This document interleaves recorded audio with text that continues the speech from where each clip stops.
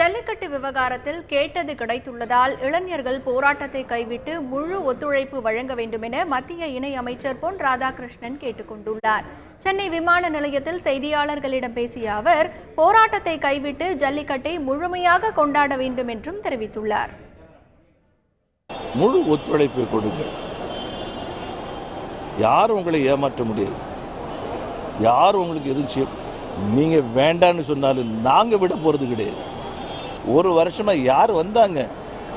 நான் ஒரு வருஷமானு சொல்றது 16க்கு பிறகு அனுமதி கொடுத்து தடை வந்த பிறகு யாருமே வரல. எந்த கட்சிக்காரங்களும் வரல. இந்த ஜல்லிக்கட்டு பேரவை சேர்ந்தவங்க தானே வந்துட்டு இருந்தாங்க. இந்த ஆர்வலர்கள் தானே வந்துட்டு இருந்தாங்க.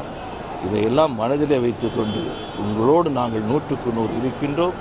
தயவு செய்து இந்த போராட்டத்தை நீங்கள் கைவிட்டு ஜல்லிக்கட்டு விளையாட்டை 1000 ஆண்டுகள் பழமையான நம்முடைய விளையாட்டை மீண்டும் நாம் கொண்டாடுவோம். அதனை தொடர்ந்து உள்ள விஷயங்களை நிச்சயமாக கவனத்தில் கொண்டு செய்வோம் என்ற உறுதியை உங்களுக்கு தருகின்றேன்.